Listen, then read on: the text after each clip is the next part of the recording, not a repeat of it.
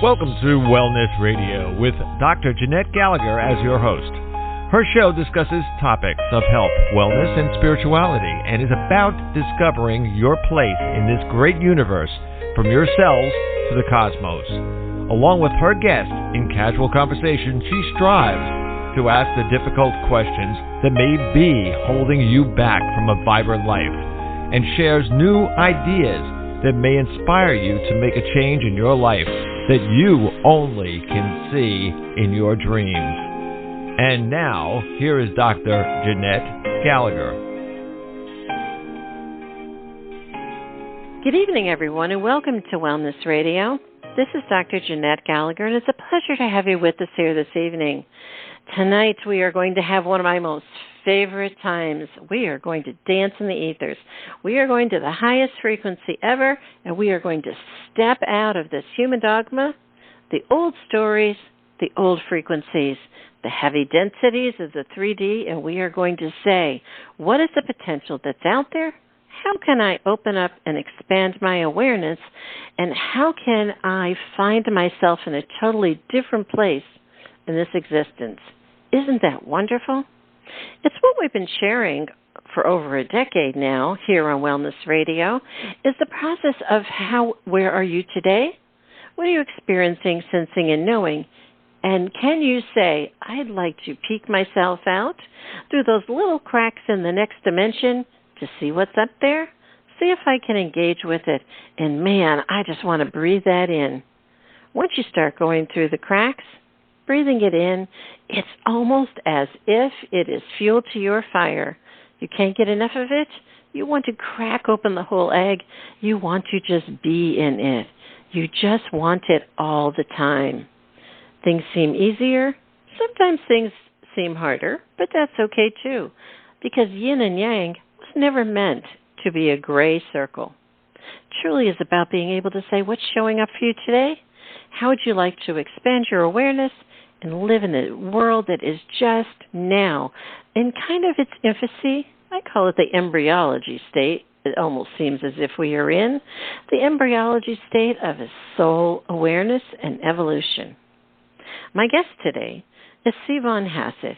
His book is Entering the Mind, and he also brings along with him his guest, Rachel Wilkie. Thank you so much for joining us. I am so excited to have you both because, boy, I needed someone to dance with today. Thank you so much. Hello today, Jeanette. How are you? Like I said, I needed a dance partner, so we're good. Yes. Thank you. We're good. Well, thank you so much for having us. It's so exciting to have you. I think sometimes those of us who seem like we always are dancing in the ethers, it's almost as if, where is everybody? What happened? Where are you guys? Are you not following the crumbs that I left behind me? Perhaps maybe my light isn't shining far enough back to be able for you to find us. So truly what we're talking about today is being able to work with the energies. And Rachel and C Von are really going to show us where are we today, how can we find the path, and then how can we expand? And isn't that really what we're all asking, don't you think? Yes, I do. I think we're all seeking in some way or another. We're all there's something pushing or pulling each of us at some point in our lives, and for some of us, all of our lives, towards some higher sense of knowing that goes above and beyond where we are on this planet. So I think we're all seeking, and I think the energy is present. We just need to learn to recognize it and learn to recognize the call of our higher selves, so that we can begin to move toward that higher calling.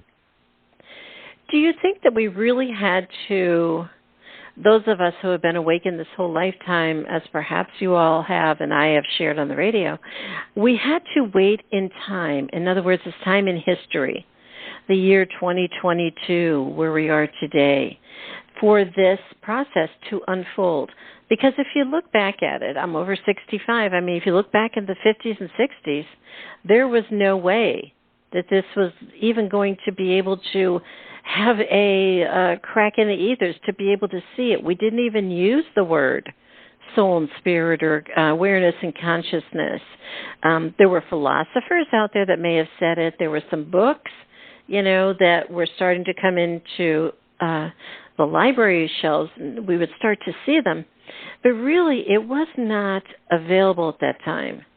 Do you think now it's almost as if everybody had this, like, almost this schmutz, I call it, like wiped away, and now they're starting to become seekers? And it's almost as if the seeds have now come through the ground. Do you think?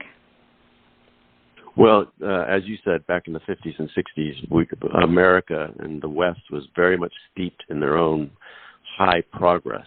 So it was very technology-based, and old Western philosophies, which was also hitting a peak with the people who were speaking to that. You know, some great philosophers came out of that era. But the book, Entering the Mind, speaks to this one Tibetan philosophy and instruction called Dzogchen, and that was completely unheard of in the West in the 50s, because it was very much deep embedded into Tibetan culture. When the Chinese invaded Tibet in the 50s, they dispersed all the great masters, and with them the teachings. So it was a great fortune to us. But it still didn't spread to the West until really in the 80s and 90s. The 90s is when it really began to bubble up a little bit here in the States. And then now by 2022, not only are the Dzogchen teachings pretty accessible, and Entering the Mind speaks to these teachings very as eloquently as I possibly can. This is happening simultaneously with the planet also awakening to the very knowledge that it could be hitting an extinction event. And so people are becoming more conscious and cognizant of their own positioning of themselves on this planet in relation to a planet that could kick us off very soon, or we could kick ourselves off, one or the other. But either way, we're hitting a tipping point, and I think this is creating a big peak in people seeking to awaken. You know, I've always shared that it's almost as if a dimension is like a balloon, you know, and kind of most of our existence is spent in the middle. We might bounce on the sides, you know, here or there, but you're pretty much in the middle. And when we become aware and we try to gravitate and find those cracks in the dimension, we're on the inside of the outer skin. And what's really happening is it's almost as if now everybody has gravitated from the inside of the balloon, and we're all stuck to this inside of the lining, ready to push it forward. And when we can push it forward, then might not the collective be that which will bring us to the next space and time? Well, yes, I completely agree with you. I think that, now we're also understanding from a scientific perspective with the studies of quantum physics on a very micro level, and also quantum physics or macro physics on a universal level, that we understand that the universe itself is expanding, and it's expanding at an increasing rate. And so I think as we as a species are evolving and we're giving birth to new generations of a higher consciousness, the universe itself is expanding into this greater and larger space of awareness and consciousness. And so I like your metaphor of the balloon, because as we are pushing up against this very, very thin veil, a membrane, as it were, of the bubble that we have been existing in within this three-dimensional reality that everybody can feel with their five senses, we are aware that beyond that membrane, there is a whole other reality which leads us to a multidimensional reality. And as you say, I think as the universe is expanding, we are also expanding as a species. So we're on that edge, we're on that touch, we can feel and we sense that there's another world beyond that. And I think this is where the collective consciousness is beginning to awaken together. Right. And what I think, C Von, is truly about your book also in these teachings is about bringing us, because of what, as you said, Rachel, when we come to that, when we expand and that thing goes pop, everybody believes that we are going to have this knowing and take it with us. We're going to have this body and we'll take it with us. You know, that whole thing, oh, well, my loved one passed on and I wonder if he's hurting in heaven. And I'm going, dude, he's gone. You know, I mean, that's only the human story, you know. And if we can consciously understand that, even our conversation today is still the human story because we're still locked into this dimension. So irregardless of whatever we try to create, construct, do, and maneuver, we are still in this dimension in time.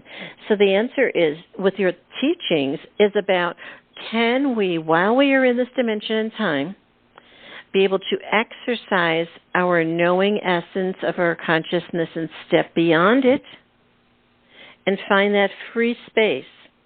And when we find that free space, hold it for a moment. So in other words, if you think about the balloon again, you know, you see the crack.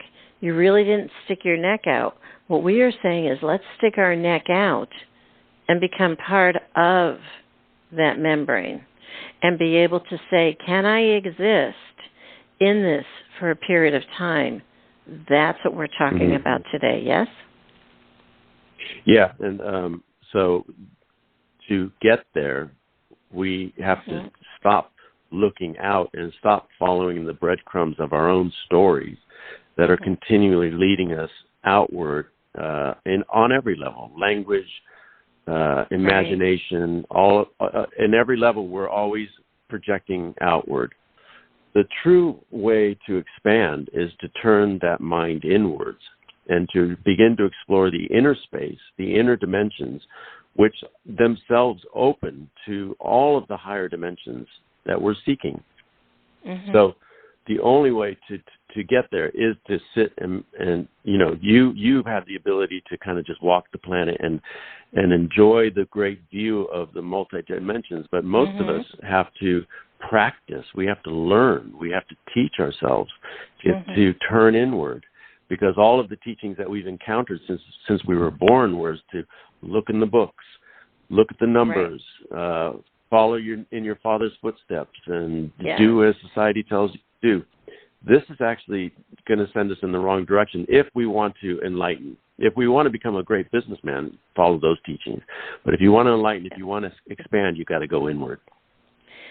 Do you think, and this is how I've shared it on the radio before, I always say that I when they ask who I am, I'll say, I'm a small ball of glitter.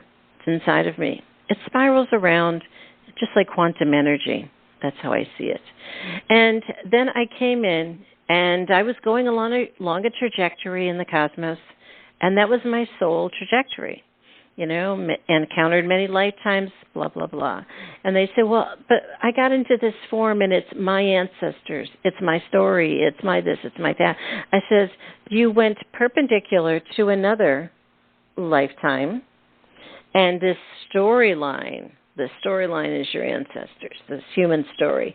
The soul interjected with the human story, and you downloaded it like an avatar. You stepped in to the human vehicle, the wetsuit, and as you grew, you put on badges on this wetsuit. And each time, it was a mother, a father, a child, a teacher, whatever you did, your traumas, whatever they were. And when you meet people, it's like you're pushing these buttons and these badges, and they light up. And you say, ooh, I want to engage with that on you. What's about that about? And that's how we communicate. But in essence, that's just as you shared, Rachel and C Von, that's still all of that outside human vehicle. What we're talking about today is, are you willing to step out of all of that, let go of the badges, the identities, say that I understand the vehicle, and can I now find that peace, that moment in time, that absolute sense of that it's beyond a Zen moment. I can never explain it. I always say it's just I'm standing there with my hands out, my mouth wide open, and nothing's coming out except breath. That's all there is.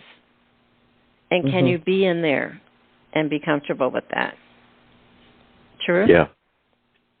Well, yes, and for many people, it's very scary to turn inward and to also release the hold of these badges.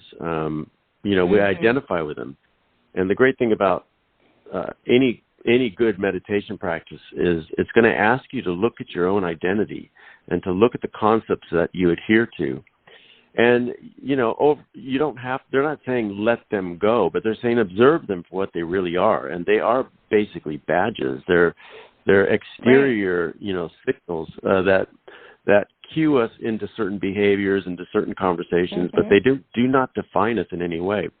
So if you can observe these badges and say, okay, that sense of me, that really doesn't exist. I'm seeing that now in my meditation. And in just doing that, it's not like somebody's asking you to let it go. It simply releases from you, because now you see it for what it is. As mere ghost. It haunts you, basically, because, it's like these stories, you want to liberate. Most people want to get out there and break free into the world. That's what we do as teenagers. We're breaking free from the old story. But the old story always catches back up to us, and we find ourselves 20 years later in the traps of our parents and their parents. And so, but what is it that drives us to break free of the story? It's that inner world that's saying, this shouldn't define you. This isn't real. And if we had teachings that allowed us to pursue that path, then this world would be in a much better place right now. In essence, it's truly about, we go back to the balloon again. I live 98% of my time outside of that edge of that bubble, and just my toe keeps me in this existence and inside of the bubble. Yet many live just the opposite, 99% inside, because that's a human identity, and they're still looking through. So in essence, truly what we're talking about is, do we want to pop through? That will be where we will all go as a collective. But many are afraid of what's outside of that bubble because they feel less than, when in reality, the less than is because they have honed all of themselves into that human identity as the I am, where that's the human story. But in essence, it's almost like the essence, the soul essence, the glitter ball we came in with, right? Kind of like, oh darn. You mean I got to go in and I have to go inside the balloon, and how far am I going to go? But they've really kind of been sucked into that paradigm stuff, believing that that's their identity, Yeah. And what happened is that they got the dual existence, because there is a little piece of everybody, maybe even if it's only a finger sticking through that crack. So you've got a dual existence. Being a seeker, that there is a little space you can pull on the balloon, but you're still keeping yourself in there. And mine is just the opposite, but that's where our dual existence comes in. Are we living more from the human, or are we living more from the spirit? I live more from the spirit, but I would say most people listening are living from the human. And what we are all sharing today is about how can we maybe push ourselves with a little bit different percentage. Yes? Yes, absolutely. And, and a lot of it will start with creating a practice for yourself that will help you shift your perspective, because it really is the perspective of your everyday mind that sees you as this material being, this, I'm a human, I have flesh and I have bones and I have organs and, and I have a house and I have a car, and we associate ourselves with the identity of this three-dimensional form that we're in. And of course, that's a beautiful form to be in. I mean, it's beautiful being a human being. Right. We're blessed with these five senses. We smell, we hear, we see, we touch, we taste.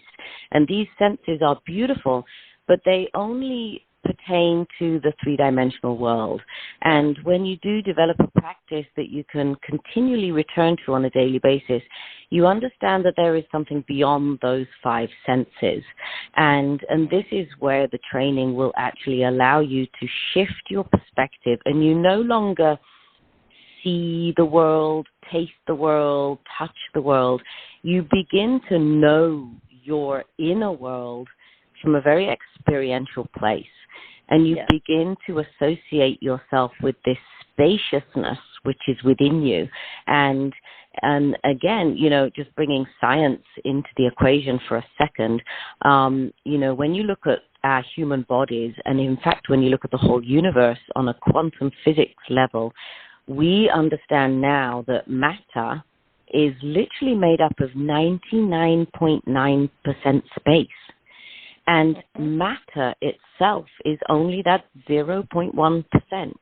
And so if you were to actually remove the space within the atoms of your human body, our actual human body would actually only be the equivalent of a tiny grain of sand or dust, actually. And so, when you speak about us being beings, being a grain of glitter, a grain of sand, a grain of dust that's flying through this beautiful cosmic dance and landing on planet Earth, we literally are dust. We literally are stardust. And, and so when we are able to shift our mindset and shift our perspective on ourselves, we realize that it's actually the space within us which is where consciousness resides.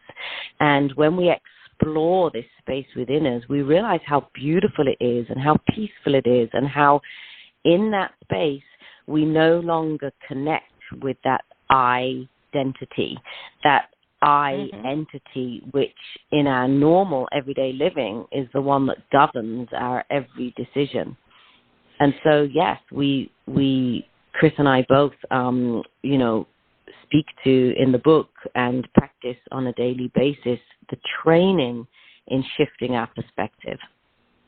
Right, because also, too, it's really about once you start to do that, we say I'm going to start be able to do that, and they don't understand the implications, because it's all about also the attachments, the tentacles that are coming out of that wetsuit that are holding on to things so tightly. And in between there is fear of the unknown, fear of loss, fear of grief, fear of story, fear of not being seen, heard, loved, all of these different things.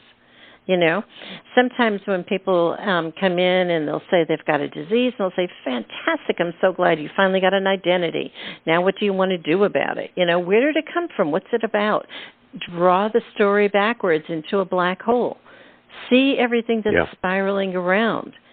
Then all of a sudden, and I think, Chris, C Von, and Rachel, you both share in the book, how I see it when you get to that point, it's almost as if everything has come full circle, and all of a sudden you can click your fingers, and everything implodes upon itself, and it no longer exists. It's just gone. And when you get to that space, and you have a taste of that, it's like, holy crap. How can I buy a bottle, sell it? I'm gonna be just the most famous person in the world. Yet, it's so, Let's take a break for a moment, and we will be right back. Today we discuss many life-changing concepts. Who do you turn to, and how do you know what is best when faced with a health crisis? Dr. Jeanette is a patient advocate. She listens to the patient, the doctors, and the family, clarifies the health issues and concerns, then helps the patient make the best choices going forward. If you would like help implementing change into your life and health, we can talk and see where you are stuck and how to improve the quality of your life. Check the link on the bottom of today's show page or visit dr-jeanette-gallagher.com to schedule a phone appointment today. Again, there are no words or anything. It's just you breathe that in and you just sit with that for a minute. And that's what the entire book is about, yes? Well, the book is really designed to be a signpost to continually point you toward where you need to go, because ultimately where you land is language doesn't exist. Yes. There are no words Yep. that even work. So, metaphors are great to give you an idea. And, I like this, that, there's so many people who actually don't understand. You brought up this phrase quite a bit, that when you're trying to talk to people and they just look at you with, dumbfounded, they don't understand. Well, this is a great beginning. Just the fact of saying, I don't understand is almost saying, I want to know more. And so the book was written for that very, very question. I don't understand. And I'm using language as in the most simple form, but also the most eloquent, in terms of which metaphors might point you toward a place of understanding. Because once you get a sense of this understanding, then you yourself can get in there and start moving toward it through your own practice, in your bedroom, on the couch, in the car, wherever you are with the person, while you're in a full-on argument with your spouse. You can implement the practice and just turn the awareness back on yourself and begin to observe yourself in these moments of heat or in these moments of boredom or whatever it is. And you can find that inner space. And so the book is about setting up the signposts, creating the path that you can walk on and look at that signpost and say, oh, I recognize that. I'm on the right path. And you just keep going in further and further until you yourself end up in a place where there are no signposts, but this is now in your interior world. And that's exactly where you want to be. And that's when it just implodes and it no longer exists. I think also, too, the idea is that at the beginning of the path, we also, too, have to recognize is that when we feel that space, oops, and then you come back into your normal human, three-dimensional, four-dimensional, whatever it is, wherever you are, you say, oops, I'm bumping into something. I bumped into food. Ooh, that food doesn't feel good anymore. Ooh, I bumped into that place in time. I don't want to be there anymore. Ooh, that conversation. I don't want to have that anymore. And you start to clean up your wetsuit. The badges pop off. And all of a sudden, it isn't a wetsuit anymore. It starts to become like sheer white curtains, And then you're able to start navigating further down the path. And then the dimensions between the outside of the bubble, the inside of the bubble, you are now becoming a little bit more balanced. You're not so much 98% over here. You might be like 70%, and then maybe 60%. And eventually you'll be in that awakened time when time is, yes? Yeah, and I think that's a really good point because it does show us, using this metaphor, it does show us that it does take time. It's not something that happens instantaneously. I mean, some person, I'm not disputing the fact that somebody might have a near-death experience, and that could actually catapult them into experiencing the thinness of this veil and the membrane and actually with trauma or with a very particular experience, how easy it is to traverse that membrane. But most of us, it's that membrane, as you said, it's very much a lining, and then it sort of erodes over time.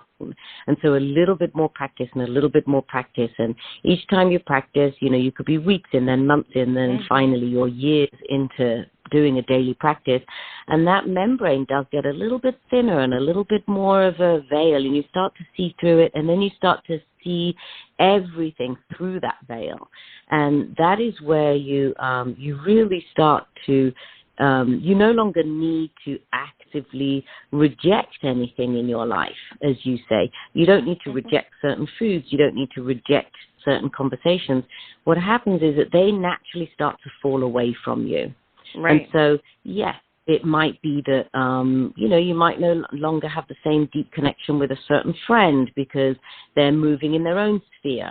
But in the meantime, you might become more attracted to another person who's a little bit more on the same path that you're on. And so what happens is that the world starts to naturally pulsate around you. And C and I often use this metaphor, which is almost like, you're a being, you're an entity, and you have other entities that are orbiting you. And some people you'll find will be orbiting you on a closer orbit, and some will actually just move to an outer orbit, and some will move closer. And so feeling the pulsating rings around you of this beautiful cosmic dance, as you say, it's an experience where you learn to live with that flow of inner energies and outer energies and the exchange and how they change. And as you're changing, your world around you changes also. Yes, it really truly is about a different state of consciousness. Sometimes someone had said to me one day, they said about my kids, and I said, but they're not my kids. I'm not their ownership. I'm not their attachment. They are souls that I birthed into this earth, into that position so I could care for them. And they look at me like, what? Yeah.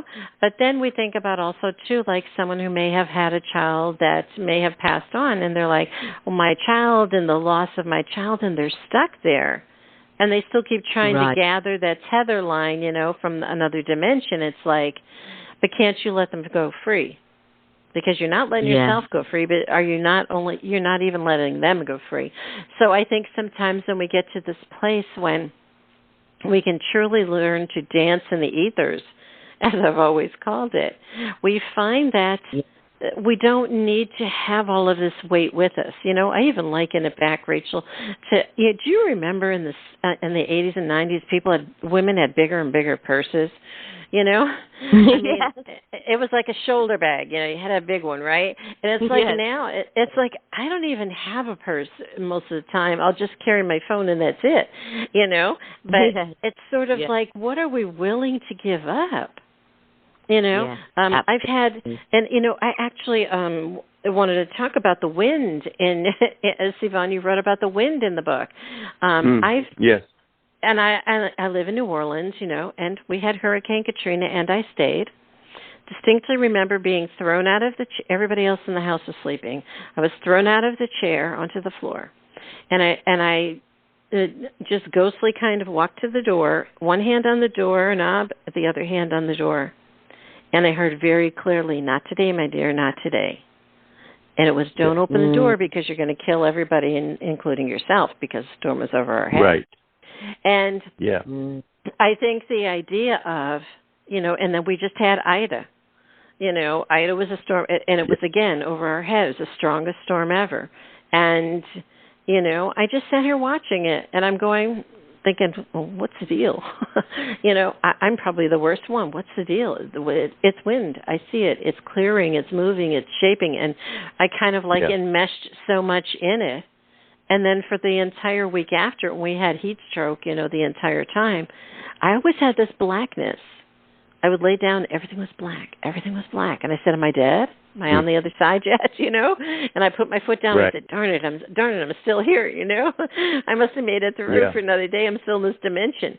So I think when people have near-death experiences, they may get projected over to the other side. However, when they get bounced back, they don't have the tools to be able to navigate it. And that's what your book is truly providing, is tools of navigation that you're looking for, right? That's exactly it. And it's using, I speak a lot to nature, because I think nature provides many answers for our own journey.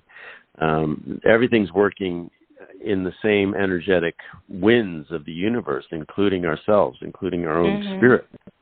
So what nature is a good instruction guide for us to just observe how the sky, the clouds move through the sky. And we can look at our moods in very similar ways. And so what I love about our body and being in this body, even though the body makes things much more complicated for us, and especially being here on Earth with our stories, the body gives us time to practice.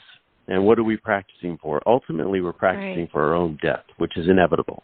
We are going to die, and when we die, the body's going to drop, and our consciousness will move on. And as you said earlier, we are like litter in the wind. We just blow from thought to thought to thought, takes us to different experiences.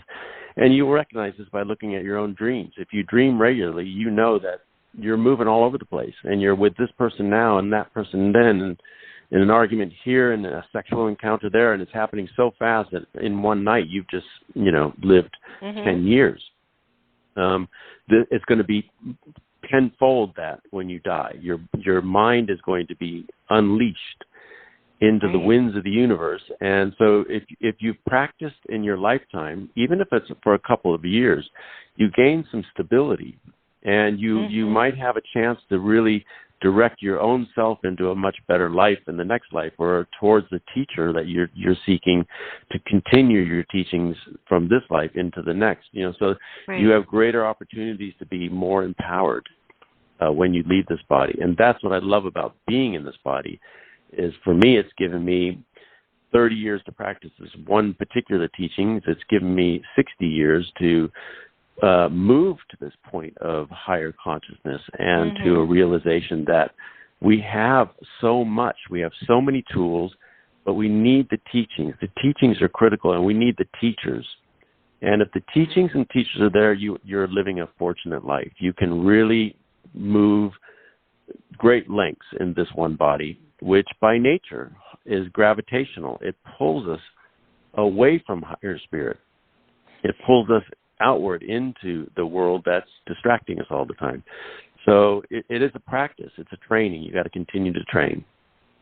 Yeah, because we also come to the point where the concept of death, it's sort of like, sometimes people will say, well, aren't you afraid of dying, or what's death all about? And I'll say, I don't know. It's just, I'm breathing 1 second, I'm going to breathe different another second. That's how I see it. I don't even have any other story around it.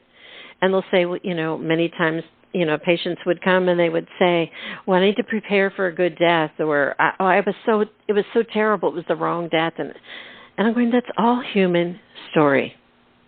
That's human story. If we could take everything that we encounter and rephrase it and say, at the end, this is my human story. And then whatever comes out of your mouth next is where you want to go.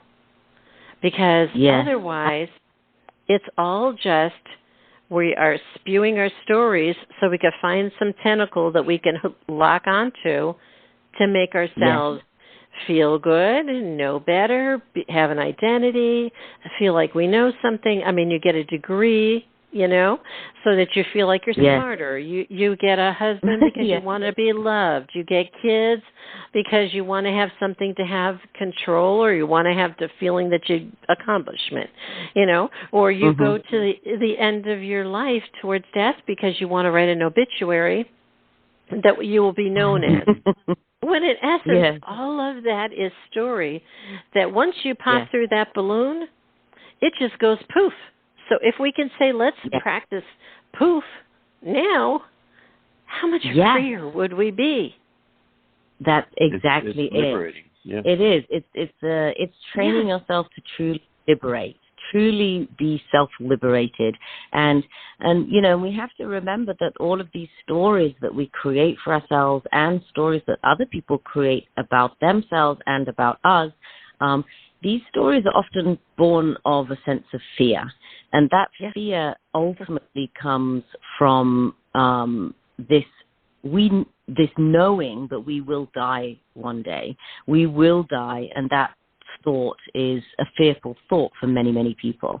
And so what we do in our living life, instead of accepting and honoring the fact that we are alive and one day we will die, we create all these stories about ourselves to immortalize ourselves. So it could be, as you said, it could be having children, and through our children we continue to live, and through, like you said, through our career after we've died, in the, when everybody speaks about what an incredible career we had when we're dead, then somehow that's leaving a trace of immortality behind us. And so ultimately, the ultimate fear of the human condition is that of death. And if we can be at one with our consciousness as a free entity, removed from the constraints and the grounding properties of the body, and if we can be at one with that free, flying, floating consciousness, that we are familiar with it and we are practiced in it and we are trained in it and we can be with that consciousness, then ultimately the fear leaves us and we cease the need to tell our stories. We cease to be as fearful of our own death, and we actually look forward to this being in a state of consciousness that ultimately can last for a lifetime and the next lifetime and the next lifetime, and we embrace this idea of true eternal being. Yes. You know, I had written on the page of the book, I love to get hard copy of books. I always require them for shows because I write on all the pages and turn all the pages down. And in the book, Entering the Mind, like on page 102, I've got like all of these notes on there, and I'm trying to figure them out. And I wrote down conception, the human construct, by perception, be of spirit, the human dual existence. So, in essence, at conception, we were given this human vehicle, and it now created a perception because we have to look through the wetsuit. That's our perception. That's how we view it. Mm-hmm. But in essence, what we are really truly talking about today about entering the mind is reversing it backwards. Instead of constructing yourself outward in all of your badges and lighting them all up and standing on the mountain and professing it, what we're talking about is, can you shed all of that and be free to be able to dance in the ethers? You're bringing yourself back into what is the sense of your soul spirit versus what is versus the story of the human dual existence. So you're really bringing yourself back in, and we are almost, when things go poof, we are exiting that perpendicular conception existence when our soul line bombarded a timeline to create this moment in time. So we're saying now we're trying to exit that space. And if you think back to the balloon we're talking about, that's where we're sticking our head out. We're on the other side of it. We want to stick our head out so we can go poof. And be able to still say, wow, look at that. I saw myself as soul, as human, as spirit, and all of this in, and that's when we become the multidimensional being that we are already. We just start to remember it, right? Yeah, in your practice, what you're doing is reconceiving yourself and nearly preconceiving. Yes. And I think you wrote conception is born of perception or something like that. And in truth, human construct by perception. Yeah, like the fact that we perceive ourselves as birthing into the world and dying is born of perception, and through the practice, we reshift our perceptive abilities to see that actually doesn't really happen. That the awareness being is ongoing, and that what births into our awareness is our bodies and these concepts of ourselves. And as you become more aligned with your awareness, you begin to see that these bodies are constructs. They're concepts. In the same sense that we conceive of a child, we conceive of ourselves in ideational sense. So it's all this conception going on, born of perception. And the fact that you learn to understand your own perception and retweak that perception allows you to reconceive yourself and then preconceive yourself, and then ultimately see that you were never conceived ever, that you are always existence, that you will always be in existence, and that's the awareness being. Yes. Someone had asked me one day, they said, well, multidimensional, and they'll say, oh, is that like deja vu or whatever? And I couldn't even have an answer for what multidimensional meant, because it was sort of like I was on one AM station and they were on another.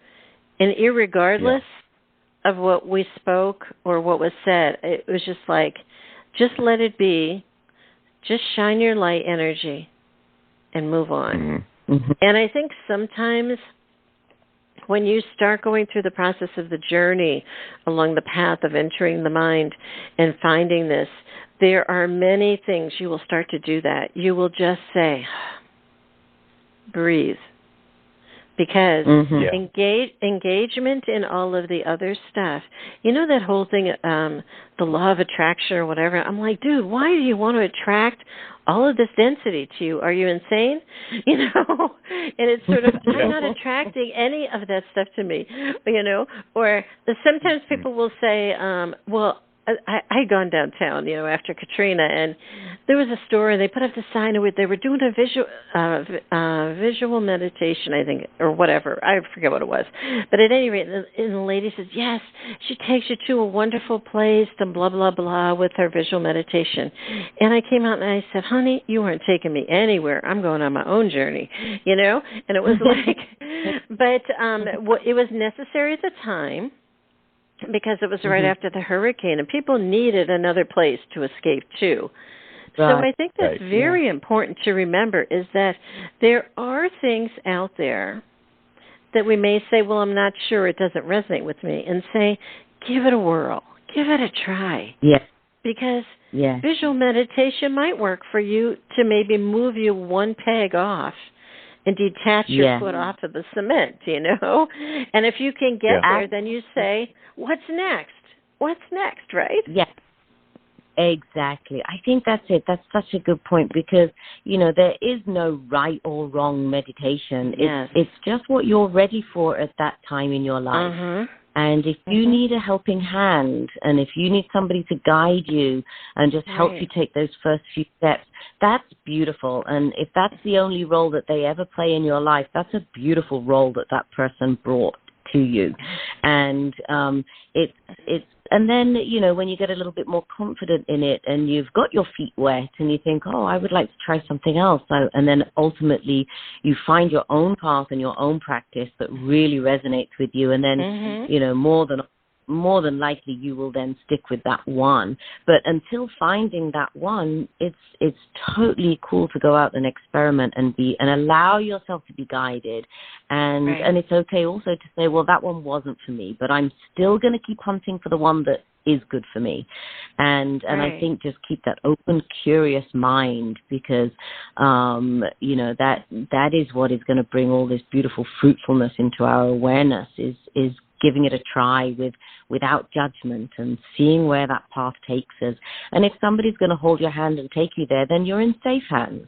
That person is guiding you because they've gleaned a lot of pleasure and insight from that. And so, I always say trust your instincts, but also, explore and experiment until you find what feels good.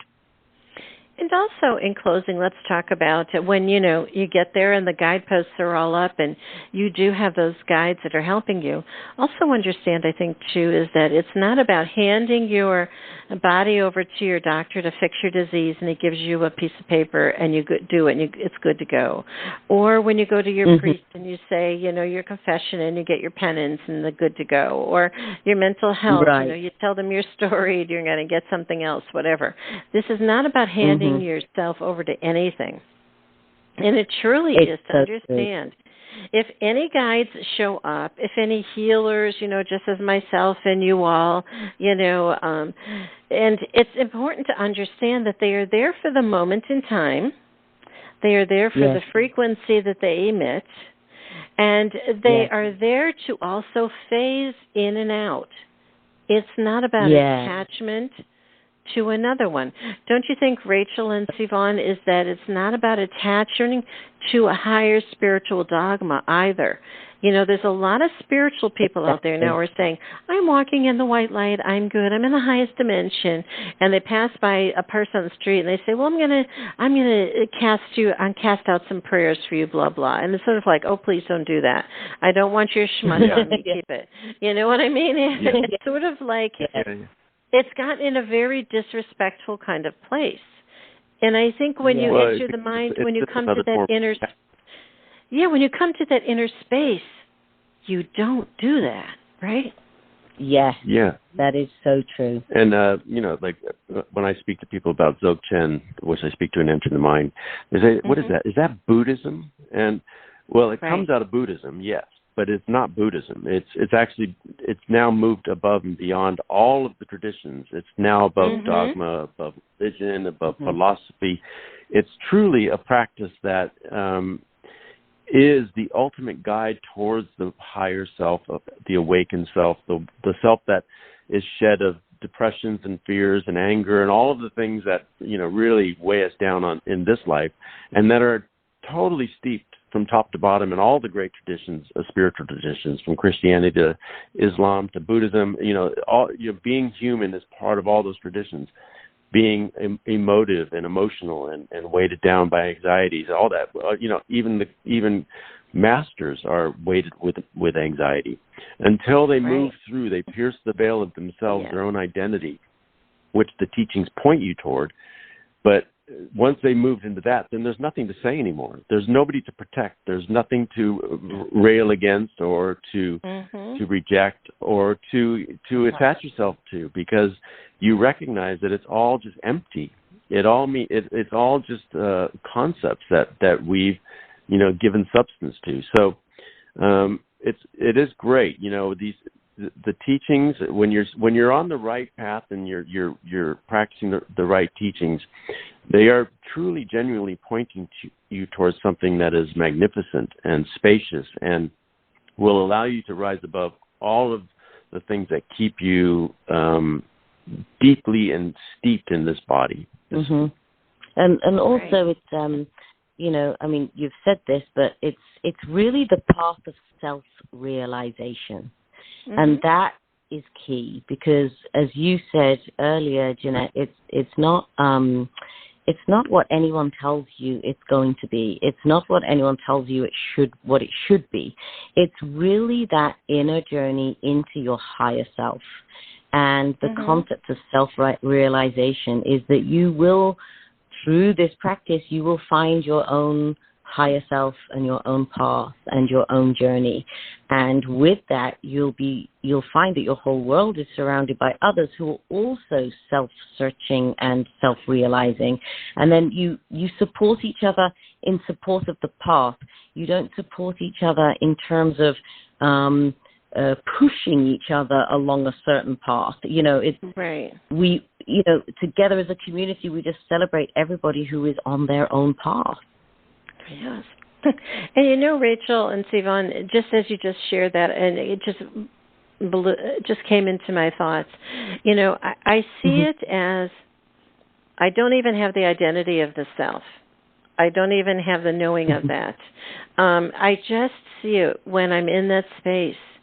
I can just sense, as you shared about the wind, I just feel it's almost like running your finger through Jell-O, like soft Jell-O. Yeah. It's just that essence, and you can feel that within your body, and you can just know it.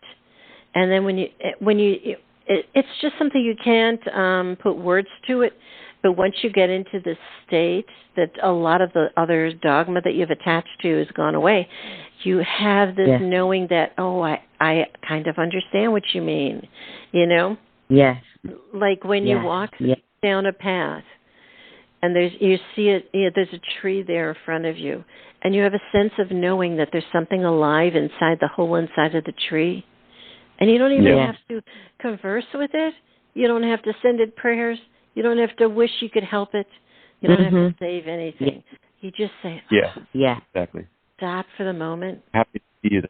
Yeah. It's like it's a familiarity. It's a recognition, and it's a recognition of that essence of life that is in you, in that being, in all beings. And it's just this incredible wave of love and sincere, deep love that comes from the depth of your being, because you recognize that all these beautiful beings are made of that same essence of love. And they're all exactly where they need to be on their journey. Sending prayers to other people because you see them suffering. Well, that's exactly where they need to be in this moment, because that suffering might be the very thing that's going to awaken them to their own higher journey. Mm-hmm. So you don't need to pity them. You just need to support them and to say, this is an amazing moment for you. I mean, you don't have to say these things. You don't have to be callous or anything, but you can be observing yourself that there's no need to pity, that this spiritual entity is a timeless being in and of themselves, and they're in perhaps their own hell zone at the moment for whatever reasons need to be there, but it's going to propel them to a higher self at some point. So every journey is valid. Even us who we perceive of ourselves as being on the high spiritual path, this is where we are at the moment. You know, in the next few lifetimes, we could be at such a place where we would look back on this moment now and say, wow, you were really working through some hard stuff back then. So we're all exactly where we need to be. And so let's not pity anybody. Well, I think also, too, I wanted to say this in closing, is that, people will say, well, that's your lesson to learn. And I'll always say, oh, man, when I hear that, it's sort of like I screech the tires on my car and I want to back up going, whoa, come back. It's not about a lesson to be learned and an attachment to hold on to. That's sticking another badge on your wetsuit. Stop. Mm-hmm. And I think if we can truly come to the point to say, am I operating from above, like I am and dipping my toe into the human story, or am I fully human and I'm trying to see a crack where I could find my spirit out there?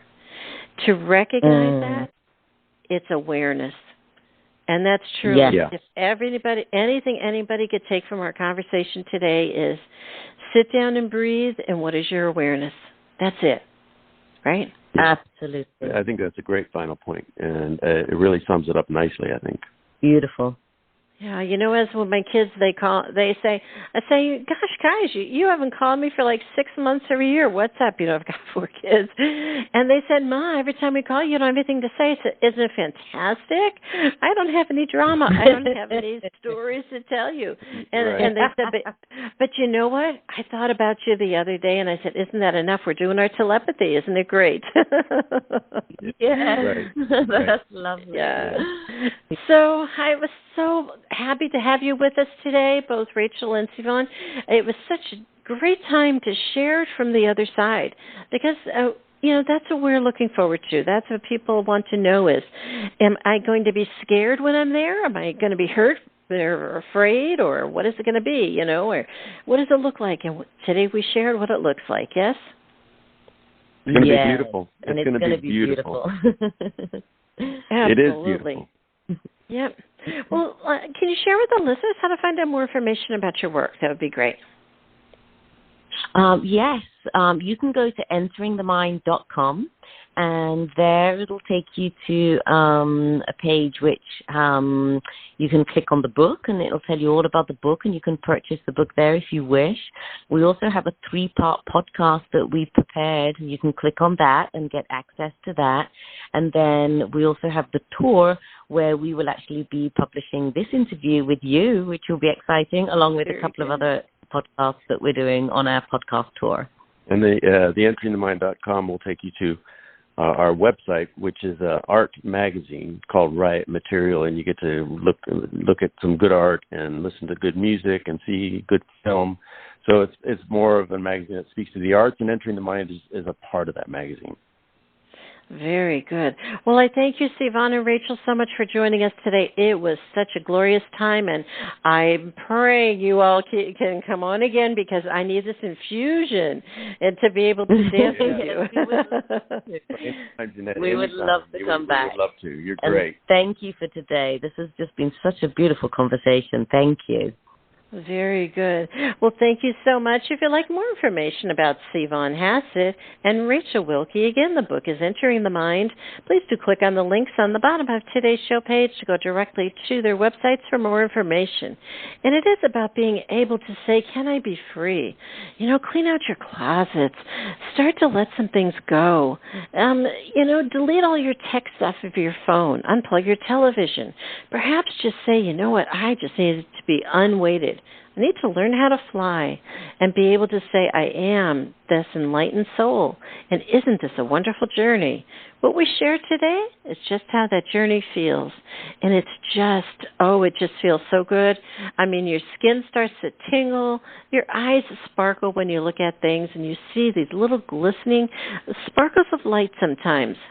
No, it's not an eye condition. You're just being able to start seeing energy out there, and isn't it a wonderful world?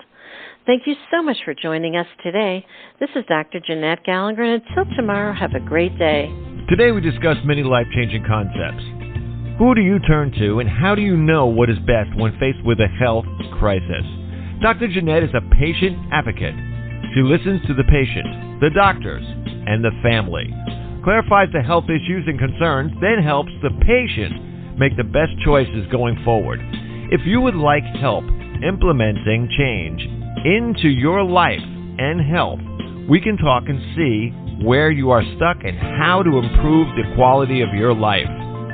Check the link on the bottom of today's show page or visit dr.jeanette-gallagher.com to schedule a phone appointment today.